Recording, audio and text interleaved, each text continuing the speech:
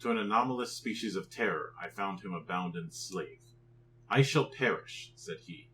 I must perish in this deplorable folly. Thus, and not otherwise, shall I be lost. I dread the events of the future, not in themselves, but in their results. I shudder at the thought of any, even the most trivial, incident, which may operate upon this intolerable agitation of soul. I have, indeed, no abhorrence of danger, except in its absolute effect, in terror, in this unnerved, pitiable condition. I feel the period will sooner or later arrive when I must abandon life and reason together, in some struggle with the grim phantasm, fear. Edgar Allan Poe, The Fall of the House of Usher.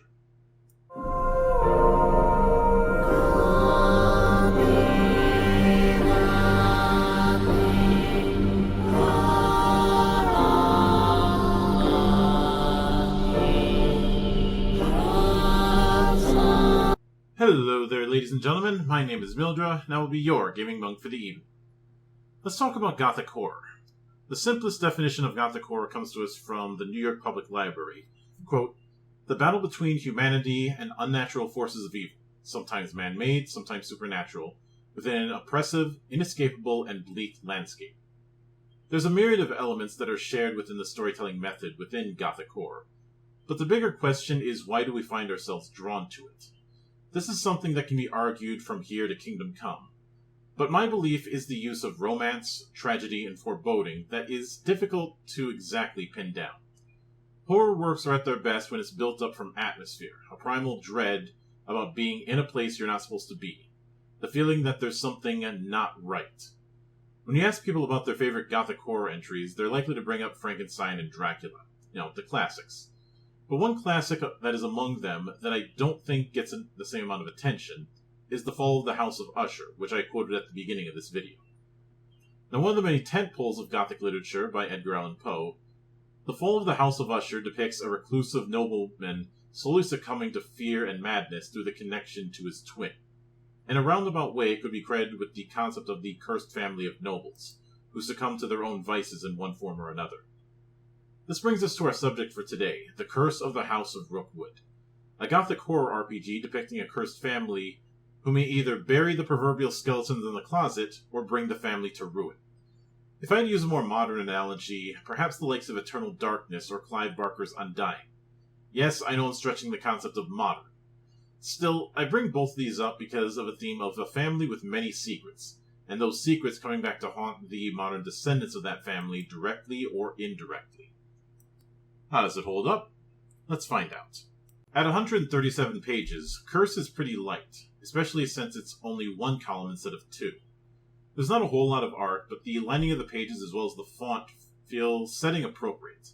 There is an unfortunate lack of bookmarks in the PDF, but it does balance out by having a proper index, as well as hyperlinks in the table of contents, as well as the index having hyperlinks as well.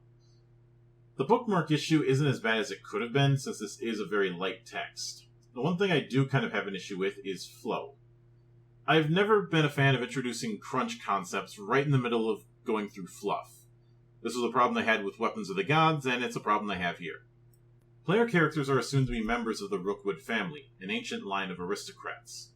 To that end, we'll be using Aldine as a Rookwood. The first step is traits, which describe your core capabilities. You have 5 points to distribute among the Brawn, Guile, and Weird traits, representing physical, mental, and magical aptitude. In our case, we'll go with 2 points in Brawn, 2 in Guile, and 1 in Weird. Second is your Curse, the double-edged benefit provided to by the family's descendants of the progenitor of the family. This curse is defined by 3 parts: the rite of passage, the gift, and marks. In our case, we'll call her curse the Curse of the Frozen Heart. The rite of passage is when the curse first appeared, also called the Loss of Innocence. In our case, we'll say that the gift is the ability to turn the curse into something advantageous. In this case, the curse grants her power over cold, but it will slowly rob her of her warmth in a physical and emotional sense. Lastly, the marks are the gift's price. Each time you use the gift, you run the risk of gaining a mark and becoming more inhuman from the curse. For the purposes of this, we'll skip the mark section, since Aldine hasn't used the curse enough to gain one. Third is your desire, something the character wants, to the detriment of the family. In our case, we'll say that her desire is establishing her own family. Fourth are your skeletons. Every family has a few skeletons in their closet, but the Rookwood has more. These are problems that can interfere with having strong family relationships. If these are not resolved, the fallout of these skeletons may be visited upon the next generation. Each character starts with one skeleton, which consists of 3 parts. Spine, carry the skeleton. In our case, we'll have the spine being that she's overprotective of her fiancé, Dante Palazzetti. The bones focus around when she busts into Dante's affairs unasked, when called out about shadowing Dante, and when arguing with her Aunt Victoria, who is trying to get between her and Dante. Lastly, the 2 spades are when she lets Dante put himself at risk without her help, or when she turns responsibility of watching over Dante to someone else. Fifth is assets. These consist of things like trainings, talents, and your own resources. In our case, we have 3 assets through characters less directly tied to the Rookwoods can have more. In our case, we go with Duelist, Negotiator, and Influential Friend. As a final note, because I have to shoehorn this in somehow, we'll also explore the legacy of the house. This is determined by spending 7 points along 5 aspects of the Rookwood estate and family: manor, money, name, favors, and powers. Each point is represented by an asset the house has. Manor represents the facilities of the estate, money is the purchasing power of the family, name is the social reputation of the family, favors represents the social leverage it can take advantage of, and power represents where the family has political pull. In our case, the Rookwood family is one of renowned scholars, scientists, and men of learning, having a great many tomes going back centuries. The family came to power through discovery of a very rich silver mine, though how the progenitor discovered it is debatable. Regardless, the Rookwood Manor had a reputation as the place to be if you wish to hold an event that'd draw eyes, especially given their connections with an organization that was once a knightly order, as well as their position as alumni at several universities. I think if there's any major issue I have with character creation, it's the amount of blank checks. That's a matter of course given the narrativist nature of the game, but I maintain that when you do that, it's important to have some do's and don'ts for it. This is done a little bit, but in terms of providing examples, the only one that really doesn't is desire and rite of passage. It's nice that the other aspects give examples, but I feel like each part of it should get some examples. This is especially the case when it comes to the legacy aspect, which doesn't give way of the examples for money, favors, or power to the same detail as manor or name gets. I don't hate the character creation here, but a little guidance could be useful to help it reach its potential. Curse uses a success-based d6 die pool. When you attempt an action, you roll a number of die based on the amount of effort you wish to place into an action. Each die that rolls a 4, 5, or 6 is considered a hit that resolves one of the stakes of the action.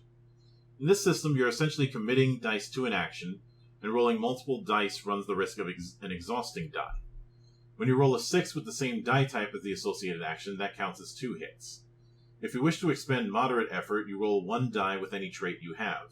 If making an extraordinary effort, you roll 2 die, but you lose 1 if you roll doubles. If you wish to make a supernatural effort or something magic related, such as your gift, you roll 3 die and lose 1 die if you roll doubles or triples, as well as gain a mark on your curse.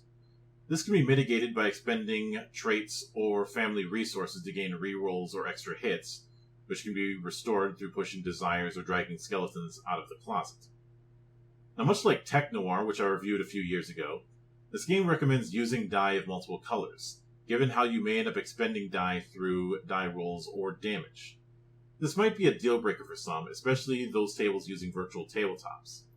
The concept of using multiple die colors is something that can technically be done in a VTT, but I'd hesitate to say it can be done with any elegance. Even in-person games might have an issue, since expecting multiple colored D6 might be an ask, since most people either roll random die or matching colors.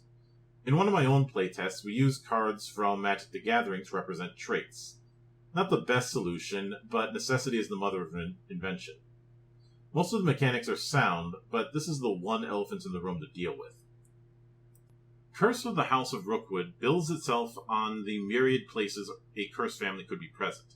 This doesn't necessarily mean it's stuck to one era, and the book gives many examples of alternate takes on the family. To that end, there's a lot of ideas that can be explored within the pages, and it's more focused on that sandbox instead of extensive rules. I'd say the only thing that holds it back are the lack of guidance with the blank checks I mentioned earlier, and the die color thing might be a tricky sell. All things considered, I'd give Curse of the House of Rookwood a stamp of playable. I'd like to go higher, but the aforementioned colored die system and the fact that the examples for certain descriptor tags are a bit inconsistent in their examples keep the game from reaching its full potential. An experienced enough table will be able to overcome this, but that could be said about any game. I still recommend it for a spooky night, especially if the table wants to do something a little episodic across several generations, wherein the game properly shines. It also makes a good addition to the spooking gaming catalog for either Halloween or Summerween, just with some asterisks. Stay frosty! In nomine Christi, Amen.